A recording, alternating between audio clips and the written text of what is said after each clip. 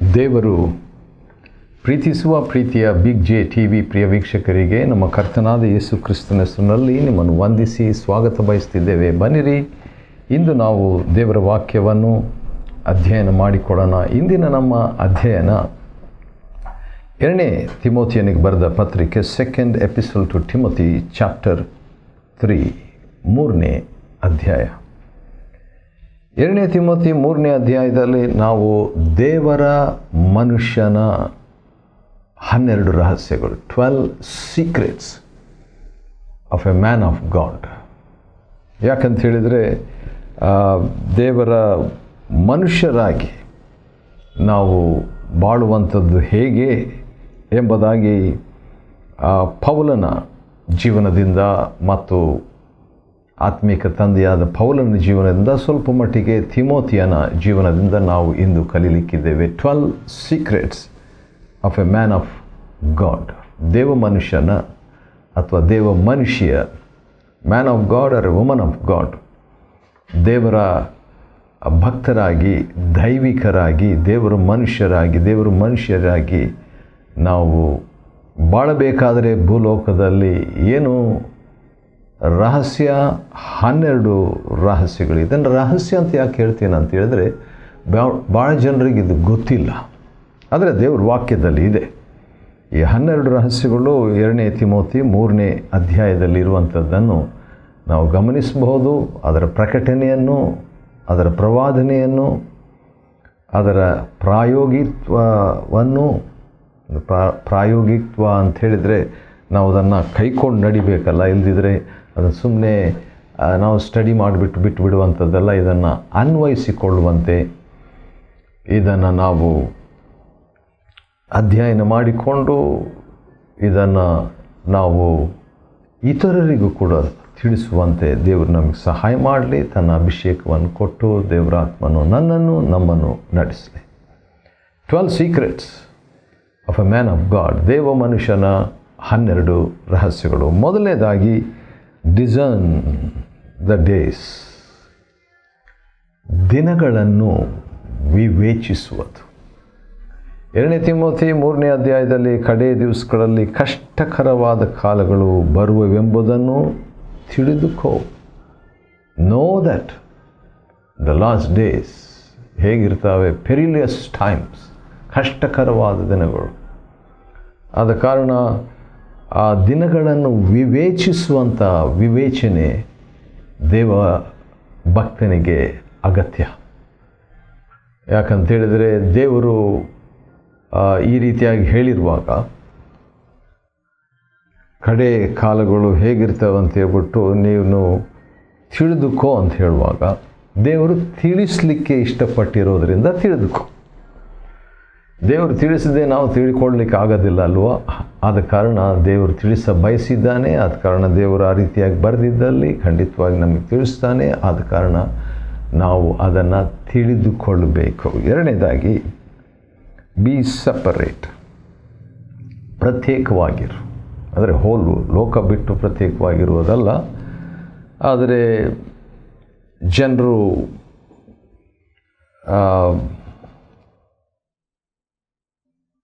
ಕಡೆ ಕಾಲದಲ್ಲಿ 2ನೇ ವಚನದಿಂದ ಹಿಡಿದು 5ನೇ ವಚನದವರೆಗೆ ನೋಡುವಾಗ ಜನರು ಸ್ವಾರ್ಥ ಚಿಂತಕರು, ಹಣದಾಶೆಯುಳ್ಳವರು, ಬಡಾಯಿ ಕೊಚ್ಚಿಕೊಳ್ಳುವರು, ಅಹಂಕಾರಿಗಳು, ದೂಷಕರು, ದುಡುಕಿನವರು, ಉಬ್ಬಿಕೊಳ್ಳುವರು, ದೇವಭಯ ಇಲ್ಲದವರು, ಚಾಡಿ ಹೇಳುವವರು, ಮಮತೆ ಇಲ್ಲದವರು, ಈ ರೀತಿಯಾಗಿ ಅನೇಕ ಕಾರ್ಯಗಳು ಕಡೆ ಕಾಲದ ಜನರಲ್ಲಿ ಇರ್ತವೆ. ಆಮೇಲೆ ಅದರಲ್ಲಿ ಇನ್ನೊಂದು ವಿಷಯ ಏನಂತ ಹೇಳಿದ್ರೆ, ಭಕ್ತಿಯ ವೇಷವಿದ್ದು ಅದರ ಬಲವನ್ನು ಬೇಡವೆನ್ನುವರು. ನೋಡ್ಲಿಕ್ಕೆ ಭಕ್ತಿ, ಆದರೆ ಭಕ್ತಿಯ ಒಂದು ಶಕ್ತಿ ಇಲ್ಲ. ಆ ರೀತಿಯಾಗಿ ನಾನಿರಬಾರ್ದು, ಆ ರೀತಿಯಾಗಿ ನಾವಿರಬಾರ್ದು ಎಂಬುದಕ್ಕಾಗಿಯೇ ದೇವರು ಈ ಮಾತನ್ನು ಬರೆದಿರುವಂಥದ್ದು. ಆ ರೀತಿಯಾಗಿ ಇದ್ದಂಥವ್ರ ವಿಷಯದಲ್ಲಿ ನಾವು 5ನೇ ವಚನದಲ್ಲಿ ಬರೆದಿರುವ ಪ್ರಕಾರ, 2ನೇ ತಿಮೋಥಿ 3ನೇ ಅಧ್ಯಾಯದ 5ನೇ ವಚನದಲ್ಲಿ, ಇಂಥವರ ಸಹವಾಸವನ್ನು ಮಾಡದಿರು, ಇಂಥವರನ್ನು ಬಿಟ್ಟು ಪ್ರತ್ಯೇಕವಾಗಿರು. ಆದ ಕಾರಣ ದೇವ ಮನುಷ್ಯನಾಗಿ, ದೇವ ಮನುಷ್ಯಾಗಿ ಬಯಸುವಂಥವರು ತಮ್ಮ ಟೈಮು ಭಕ್ತಿಹೀನರ ಜೊತೆಯಲ್ಲಿ ಸೇರಿಕೊಂಡು ವೇಸ್ಟ್ ಮಾಡಬಾರ್ದು. ಮಾಡಿದರೆ ತಾವೂ ಭಕ್ತಿಹೀನರಾಗ್ಬಿಡ್ತಾರೆ. ನನ್ನ ಆತ್ಮಿಕ ನಾಯಕರು, ನನ್ನ ಆತ್ಮಿಕ ತಂದೆ ಕೆಲವು ವರ್ಷಗಳ ಹಿಂದೆ ಒಂದು ಮಾತು ಹೇಳಿದ್ದು ನನಗೆ ನೆನಪಿಗೆ ಬರ್ತಿದೆ. ಅದು ಹಳೆ ಒಡಂಬಡಿಕೆಯ ವಾಕ್ಯದಿಂದ ಮಾತನಾಡುವಾಗ ಅವರು ಹೇಳಿದ ಮಾತು ಏನಂತ ಹೇಳಿದರೆ, ಪಾಪವು ಸಾಂಕ್ರಾಮಿಕವಾದದ್ದು, ಸಿನ್ ಈಸ್ ಕಾಂಟೇಜಿಯಸ್. ಆದರೆ ಪರಿಶುದ್ಧತೆ ಸಾಂಕ್ರಾಮಿಕವಾದದ್ದಲ್ಲ. Holiness is not contagious. ಒಂದು ವೇಳೆ ಅದು ದೇವರ ವಾಕ್ಯದಲ್ಲಿ ಇಲ್ಲ, ಆದರೂ ಕೂಡ ಅದರ ಬಗ್ಗೆ ಯೋಚನೆ ಮಾಡಲಿಕ್ಕೆ ನಮಗೆ ಒಂದು ಅವಕಾಶ. ಹೌದು, ಅದನ್ನು ಬೇರೆ ರೀತಿಯಿಂದ ಅವರು ಹೇಳಿದರು. ಅದೇನಂತ ಹೇಳಿದರೆ, ಆರೋಗ್ಯ ಸಾಂಕ್ರಾಮಿಕವಾದದ್ದಲ್ಲ, ಆದರೆ ಅಸ್ವಸ್ಥತೆ, ರೋಗ ಸಾಂಕ್ರಾಮಿಕವಾದದ್ದು. ಅದರ ಬಗ್ಗೆ ನಾವು ಯೋಚನೆ ಮಾಡೋಣ. ಆದರೂ ಕೂಡ ಕೆಲವು ಸಾರಿ ನಾವು ಭಕ್ತಿವಂತರು ಇತರರ ಮೇಲೆ ಭಕ್ತಿಯ ಪ್ರಭಾವವನ್ನು ಬೀರ್ತೇವಲ್ವ. ಆತ್ಮಿಕ ತಂದೆಯ ಒಂದು ಭಕ್ತಿ ಆತ್ಮಿಕ ಮಗುವಿನ ಮೇಲೆ ಬರುವಂಥ ಸಾಧ್ಯತೆ ಇರಲಿ. ಇಲ್ಲಿ ಪ್ರತ್ಯೇಕವಾಗಿ ಇರಬೇಕಾದಂಥ ಒಂದು ರಹಸ್ಯ ಕೊಡಲಾಗಿದೆ. ಆದ ಕಾರಣ ದೇವ ಮನುಷ್ಯರಾಗಬೇಕಾದ್ರೆ ದಿನಗಳನ್ನು ವಿವೇಚಿಸಬೇಕು ಮತ್ತು ವ್ಯಕ್ತಿಗಳಿಂದ ಪ್ರತ್ಯೇಕವಾಗಿರಬೇಕು. ಕೆಲವು ವ್ಯಕ್ತಿಗಳಿಂದ. ಮೂರನೇದಾಗಿ ನೋಡುವಾಗ ಎಚ್ಚರಿಕೆ ವಹಿಸಬೇಕು. ಯಾವುದಕ್ಕಾಗಿ ಎಚ್ಚರಿಕೆ ವಹಿಸಬೇಕಂತ ಹೇಳ್ಬಿಟ್ಟು ನೋಡುವಾಗ 6-7 ವಚನಗಳಲ್ಲಿ ನೋಡುವಾಗ ಕೆಲವರ ಬಗ್ಗೆ ಹೇಳಿರುವಾಗ ಸ್ತ್ರೀಯರ ಬಗ್ಗೆ 7ನೇ ವಚನ ನಾನು ನಿಮಗಾಗಿ ಓದ್ತೇನೆ. ಇವರು ಯಾವಾಗಲೂ ಕಲಿಯುತ್ತಿದ್ದರು, ಸತ್ಯದ ಜ್ಞಾನಕ್ಕೆ ಬರಲಾರದವರು.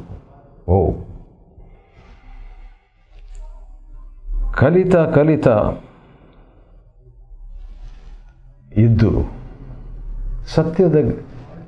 ಸತ್ಯದ ಜ್ಞಾನಕ್ಕೆ ಬರಲಾರದವರಾಗಿರಬಾರ್ದು. ಕಲಿಯುವಂಥದ್ದು ಒಳ್ಳೆಯದು, ದೇವರ ವಾಕ್ಯದಿಂದ ಕಲಿಯುವಂಥದ್ದು, ದೇವರ ಸೇವಕರಿಂದ ಕಲಿಯುವಂಥದ್ದು ಮತ್ತು ವಿವಿಧ ರೀತಿಯಿಂದ ಕಲಿಯುವಂಥದ್ದು ಒಳ್ಳೆಯದು. ಆದರೆ ಕಲಿಯುವಂಥವರು ಕೇವಲ ಕಲಿಯುತ್ತಾ ಇದ್ದು ಆ ಕಲಿಯುವಿಕೆ ಸತ್ಯದ ಜ್ಞಾನಕ್ಕೆ ಸೇರಿಸಬೇಕು. The learning should lead to the knowledge of the truth. ಆದ ಕಾರಣ ಕಲಿಯುವಿಕೆಯ ಉದ್ದೇಶ ತಿಳುವಳಿಕೆಯ ಜ್ಞಾನಕ್ಕೆ ಸೇರುವಂಥದ್ದು. ಅದು ಇಲ್ಲದಿದ್ದರೆ ಏನಾಗ್ತದೆ, ನಾವು ಕಲಿತು ಸತ್ಯದ ಜ್ಞಾನಕ್ಕೆ ಸೇರದೆ ಹೋಗ್ಬಿಡ್ತೇವೆ. ಸರಿ, ನಾವೇನು ನೋಡ್ಕೊಳ್ತಾ ಇದ್ದೀವಿ ಅಂದರೆ 2 ತಿಮೋತಿ 3ನೇ ಅಧ್ಯಾಯದಿಂದ ನಾವು ಅಧ್ಯಯನ ಮಾಡ್ತಿರುವಂಥ ವಿಷಯ ದೇವ ಮನುಷ್ಯನಾಗಿರುವುದಕ್ಕೆ 12 ರಹಸ್ಯಗಳು, 12 secrets of the man of god, ಅಥವಾ ದೇವರ ಮನುಷ್ಯನ 12 ರಹಸ್ಯಗಳು ಅಂತ ತಗೊಳ್ಳೋಣ. ದೇವ ಮನುಷ್ಯನು ದಿನಗಳನ್ನು ವಿವೇಚಿಸ್ತಾನೆ, ದೇವ ಮನುಷ್ಯನು ಕೆಲವರಿಂದ ಪ್ರತ್ಯೇಕವಾಗಿರ್ತಾನೆ, ದೇವ ಮನುಷ್ಯನು ಕಲಿತಾ ಇದ್ದು ಸತ್ಯದ ಜ್ಞಾನಕ್ಕೆ ಸೇರ್ತಾ ಇರ್ತಾನೆ. ಈ ಮಹಿಳೆಯರಲ್ಲಿ ಕೆಲವರು ಕಲಿತಾ ಇದ್ದರು, ಸತ್ಯದ ಜ್ಞಾನಕ್ಕೆ ಬರಲಾರದವರಾಗಿದ್ರಲ್ಲ, ಆ ರೀತಿಯಾಗಿರಲ್ಲ. ಮತ್ತು 8ನೇ ವಚನದಲ್ಲಿ 2 ಎಕ್ಸಾಂಪಲ್ ಅಥವಾ ಕೇಸ್ ಸ್ಟಡಿ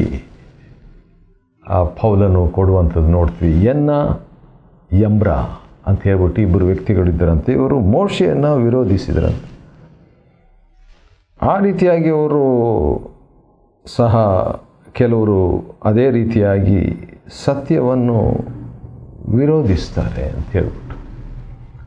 ಆದ ಕಾರಣ ಒಬ್ಬ ದೇವ ಮನುಷ್ಯನ ಪ್ರತಿಕ್ರಿಯೆ ಏನಾಗಿರಬೇಕು ಅಂತ ನೋಡುವಾಗ ಸತ್ಯವನ್ನು ಬೆನ್ನಟ್ಟೋದು ಅಥವಾ ಸತ್ಯವನ್ನು ಬಿಗಿಯಾಗಿಟ್ಟುಕೊಳ್ಳೋದು. Holding on to the truth. ಅದನ್ನು ವಿರೋಧಿಸೋದಲ್ಲ, ದೇವರ ವಾಕ್ಯವನ್ನು ವಿರೋಧಿಸುವುದಲ್ಲ, ದೇವರನ್ನು ವಿರೋಧಿಸುವುದಲ್ಲ, ಸನ್ನಿವೇಶಗಳಲ್ಲಿ ನಮ್ಮ ಆತ್ಮಗಳಲ್ಲಿ ಅದನ್ನು ಆಹ್ವಾನಿಸುವಂಥದ್ದು, ಅದನ್ನು ಸ್ವೀಕರಿಸುವಂಥದ್ದು, ಅದನ್ನು ಅನ್ವಯಿಸಿಕೊಳ್ಳುವಂಥದ್ದು, ವಾಕ್ಯಕ್ಕೆ ಪ್ರತಿಕ್ರಿಯೆ ಸಕಾರಾತ್ಮಕವಾಗಿ ನೀಡುವಂಥದ್ದು, positive response to the word of God. ಆ ರೀತಿಯಾಗಿದ್ದಾಗ ಏನಾಗ್ತದೆ, ನಂಬಿಕೆ ವಿಷಯದಲ್ಲಿ ಭ್ರಷ್ಟರಾಗದೆ ದೇವ ಮನುಷ್ಯರಾಗಲಿಕ್ಕೆ ಸಾಧ್ಯ. Will become the kind of man of God or the woman of God God wants. ದೇವರು ಬಯಸುವಂಥ ದೇವ ಮನುಷ್ಯ, ದೇವ ಮನುಷ್ಯ ಆಗಿರುವುದಕ್ಕೆ ಸಾಧ್ಯ. 5ನೇದಾಗಿ ನಾವೇನು ನೋಡ್ತಾ ಇದ್ದೀವಿ, 2 ತಿಮೋತಿ 3ನೇ ಅಧ್ಯಾಯದಲ್ಲಿ ದೇವ ಮನುಷ್ಯನ 12 ರಹಸ್ಯಗಳು, 12 secrets of the man of God. ದೇವರ ಮನುಷ್ಯನಾಗಿರುವುದಕ್ಕೆ 12 ರಹಸ್ಯಗಳಲ್ಲಿ 5ನೇ ರಹಸ್ಯಕ್ಕೆ ಬಂದಿದ್ದೇವೆ. ಅದೇನಂತ ಹೇಳಿದ್ರೆ, ಫಾಲೋ ಗಾಡ್ಲಿನೆಸ್. ಫಾಲೋ ಗಾಡ್ಲಿನೆಸ್, ಭಕ್ತಿಯನ್ನು ಅನುಸರಿಸುವುದು. 2 ತಿಮೋತಿ 3ನೇ ಅಧ್ಯಾಯದ 10ನೇ ವಚನದಲ್ಲಿ ಭಕ್ತಿಯನ್ನು ಅನುಸರಿಸುವುದು ಹೇಗೆ ಅಂತ ಹೇಳ್ಬಿಟ್ಟು ನೋಡುವಾಗ, ನನ್ನ ಬೋಧನೆ, ನಡತೆ, ಉದ್ದೇಶ, ನಂಬಿಕೆ, ದೀರ್ಘಶಾಂತಿ, ಪ್ರೀತಿ, ಸೈರಣೆ, ಇವೆಲ್ಲವನ್ನು ಅನುಸರಿಸಬೇಕು. ಬೋಧನೆ, ಆತ್ಮಿಕ ತಂದೆ ಆತ್ಮಿಕ ಮಗುವಿಗೆ ನೀಡಿದ ಬೋಧನೆ, ನಡತೆ, ಉದ್ದೇಶ, ನಂಬಿಕೆ, ದೀರ್ಘಶಾಂತಿ, ಪ್ರೀತಿ, ಸೈರಣೆ, ಇವುಗಳನ್ನು ಅನುಸರಿಸುವಂಥದ್ದು. 2 ತಿಮೋತಿ 3ನೇ ಅಧ್ಯಾಯದ 10ನೇ ವಚನದಲ್ಲಿ ಆ ರೀತಿಯಾಗಿ ಅನುಸರಿಸುವಾಗ ಏನಾಗ್ತದೆ, ಇವೆಲ್ಲವುಗಳನ್ನು ಒಂದು ಮಾತಿನಲ್ಲಿ ಹೇಳಬೇಕಾದ್ರೆ ಭಕ್ತಿಯನ್ನು ಅನುಸರಿಸುವುದು, ಫಾಲೋವಿಂಗ್ ಗಾಡ್ಲಿನೆಸ್. ಆ ರೀತಿಯಾಗಿ ಅನುಸರಿಸುವಾಗ ಆ ವ್ಯಕ್ತಿ ದೇವರ ಮನುಷ್ಯರಾಗ್ಬಿಡ್ತಾರೆ. Such a person will become godly person. ಅದು 5ನೇ ರಹಸ್ಯ. 6ನೇದಾಗಿ, ಲುಕ್ ಟು ದ ಸೇವಿಯರ್. ರಕ್ಷಕನ ಎಡೆಗೆ ನೋಡುವಂಥದ್ದು ಅಥವಾ ದೃಷ್ಟಿಸುವಂಥದ್ದು. ಯಾಕಂತ ಹೇಳಿದರೆ, ನಾನು ಎಂತೆಂಥ ಹಿಂಸೆಗಳನ್ನು ಸಹಿಸಿಕೊಂಡೇನೆಂಬುದನ್ನು ನೀನು ಪೂರ್ಣವಾಗಿ ತಿಳಿದವನಾಗಿದೆ. ಆದರೆ ಕರ್ತನು ನನ್ನನ್ನು ಇವೆಲ್ಲವುಗಳಿಂದ ಬಿಡಿಸಿದಾತನನ್ನು ದೃಷ್ಟಿಸುವಂಥದ್ದು. ಸಮಸ್ಯೆಗಳು ಇದ್ದವು, ಹಿಂಸೆಗಳು ಇದ್ದವು, ಅವುಗಳನ್ನು ನೋಡದೆ ಅವುಗಳನ್ನು ಬಿಡಿಸಿದಾತನ ಪ್ರಕಟಣೆಯನ್ನು ಹೊಂದಿ ಜೀವಿಸುವಂಥ ವ್ಯಕ್ತಿ ದೇವ ಮನುಷ್ಯ. A man of god will see the hand of god delivering in the midst of problems. ಸಮಸ್ಯೆಗಳು ಇರ್ತವೆ, ಹೊಸ ಹೊಸ ಸಮಸ್ಯೆಗಳು ಬರ್ತವೆ. ಕೆಲವೊಮ್ಮೆ ಇದು ಸಹಿಸ್ಲಿಕ್ಕೆ ಆಗಲ್ಲ ಅನ್ನುವ ಹಾಗೆ ಇರುವಂಥ ಸಮಸ್ಯೆಗಳು ಬರ್ತವೆ. ಅಂಥದ್ದು ಯಾವುದೂ ಇಲ್ಲ. ಯಾಕಂದರೆ 1 ಕೊರಿಂಥ 10:13 ದೇವರು ವಾಗ್ದಾನ ಮಾಡಿದ್ದಾರೆ, ಈ ರೀತಿಯಾಗಿ ಸಮಸ್ಯೆಗಳು ಬಂದಾಗ ಬಿಡಿಸುವಾತನನ್ನು, ರಕ್ಷಿಸುವಾತನನ್ನು, ಆತನ ಪ್ರಕಟಣೆಯನ್ನು ಸಮಸ್ಯೆಗಳ ನಡುವೆ ಹೊಂದಿಕೊಳ್ಳುವಂಥದ್ದು. ವಾವ್. 7ನೇದಾಗಿ, ಹಿಂಸೆಯನ್ನು ಅಪೇಕ್ಷಿಸುವುದು, ಎಕ್ಸ್ಪೆಕ್ಟಿಂಗ್ ಪರ್ಸಿಕ್ಯೂಷನ್. ಹಿಂಸೆಯನ್ನು ಎದುರುಗೊಳ್ಳುವುದು. ಯಾಕಂದರೆ ಹೇಳಿದರೆ 2 ತಿಮೋತಿ 3ನೇ ಅಧ್ಯಾಯದ 12ನೇ ವಚನದಲ್ಲಿ, ಕ್ರಿಸ್ತ ಯೇಸುವಿನಲ್ಲಿ ಸದ್ಭಕ್ತರಾಗಿ ಮನಸ್ಸು ಮಾಡುವುದಕ್ಕೆ, ಜೀವಿಸುವುದಕ್ಕೆ ಮನಸ್ಸು ಮಾಡುವವರೆಲ್ಲರೂ ಹಿಂಸೆಗೆ ಒಳಗಾಗುವರು. ಆದ ಕಾರಣ ಇದನ್ನು ಎಕ್ಸ್ಪೆಕ್ಟ್ ಮಾಡಬೇಕು. ಯಾಕಂತ ಹೇಳಿದ್ರೆ ಹಿಂಸೆ ಇರ್ತವೆ. ಆ ರೀತಿಯಾಗಿದ್ದಾಗ ಕೆಲವರು ವಂಚನೆಗೆ ಒಳಗಾಗಿರ್ತಾರೆ. ಭಾಳ ಭಯಂಕರ ಅದು. ಆ ರೀತಿಯಾಗಿ ಹೇಳಿಬಿಟ್ಟು, ನೀನಾದರೂ ಎಲ್ಲೆಲ್ಲಿ ನೀನಾದರೂ ಅಂತಿದೆಯಾ, ಅದು ನನಗೆ ಭಾಳ ಇಷ್ಟ. ಯಾಕಂದರೆ ಬೇರೆಯವರು ಹಾಗಿರ್ತಾರೆ, ಆದರೆ ನೀನಾದರೂ ಕಲಿತು ನಿಶ್ಚಯಗೊಂಡವುಗಳಲ್ಲಿ ಮುಂದುವರಿಯುತ್ತಿರು. You progress in what you learned. ಕಲಿತಂಥ ವಿಷಯದಲ್ಲಿ, ನಿಶ್ಚಯ ಮಾಡಿಕೊಂಡಂಥ ವಿಷಯದಲ್ಲಿ ಮುಂದುವರಿತಾ ಇರು, ಪ್ರಗತಿಯನ್ನು ಹೊಂದು. ಹಾಗಾದರೆ 8ನೇ ರಹಸ್ಯ ಏನಂತ ಹೇಳಿದ್ರೆ ಪ್ರೋಗ್ರೆಷನ್. ಕೆಲವು ಸಾರಿ ಪ್ರೋಗ್ರೆಸ್ ಕಾರ್ಡ್ ಅಂತ ಕೊಡ್ತಾರಲ್ವ ಮಕ್ಕಳ ವಿಷಯದಲ್ಲಿ, ಅಥವಾ SMS ಕಳಿಸ್ತಾರೆ. ಅವರ ಪ್ರೋಗ್ರೆಸ್ ಏನಾಗಿದೆ ಅಂತ ಹೇಳ್ಬಿಟ್ಟು, ಅವರ ಪ್ರಗತಿ ಏನಾಗಿದೆ, ಎಷ್ಟು ಮುಂದುವರಿತಿದ್ದಾರೆ ಅಂತ ಹೇಳ್ಬಿಟ್ಟು. ಆದ ಕಾರಣ ನೀನಾದರೂ ಕಲಿತು ನಿಶ್ಚಯಗೊಂಡವುಗಳಲ್ಲಿ ಮುಂದುವರಿಯುತ್ತಿರು. Continue in that. ಆ ರೀತಿಯಾಗಿದ್ದರೆ ದೇವ ಮನುಷ್ಯರಾಗಲಿಕ್ಕೆ ಸಾಧ್ಯ. 9ನೇದಾಗಿ, ಕಲಿಸಿಕೊಟ್ಟವರು ಯಾರೆಂಬುದು ನಿನಗೆ ತಿಳಿದಿದೆ. Know the mentor. ತರಬೇತುಗಾರರು, ಕಲಿಸಿಕೊಟ್ಟವರು ಯಾರು ಎಂಬುದು ನೆನಪಿಟ್ಕೊಳ್ಳೋಣ. ನಾನು ಆ ರೀತಿಯಾಗಿ ನನ್ನ ಜೀವನದಲ್ಲಿ ನನಗೆ ಕಲಿಸಿಕೊಟ್ಟಂಥ ನನ್ನ ಆತ್ಮಿಕ ನಾಯಕರು, ಆತ್ಮಿಕ ತಂದೆ, ಅವರನ್ನು ನಾನು ಯಾರು ಅಂತ ಪತ್ತೆ ಹಚ್ಚಿ ನೆನಪಿಟ್ಟುಕೊಂಡಿದ್ದೇನೆ. ದೇವರ ನಾಮಕ್ಕೆ ಸ್ತೋತ್ರವಾಗಲಿ. 10ನೇದಾಗಿ ವಾಕ್ಯ. 2 ತಿಮೋಥಿ 3ನೇ ಅಧ್ಯಾಯದ 15ನೇ ವಚನದಲ್ಲಿ ನಾವು ನೋಡುವುದಾದರೆ, ಚಿಕ್ಕಂದಿನಿಂದಲೂ ನೀನು ಪವಿತ್ರ ಗ್ರಂಥಗಳನ್ನು ತಿಳಿದವನಾಗಿದ್ದೀಯಲ್ಲ.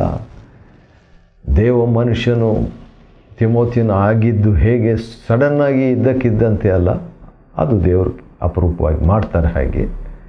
ಆದರೆ ಚಿಕ್ಕಂದಿನಿಂದ ಒಂದು ಫೌಂಡೇಶನ್, ದೇವರ ವಾಕ್ಯ ಪವಿತ್ರ ಗ್ರಂಥ, ಅವುಗಳಲ್ಲಿ ಒಂದು ಫೌಂಡೇಶನ್ ಆಗಿ ಬರ್ತಾ ಇರುವಂಥದ್ದು. 10ನೇ ಒಂದು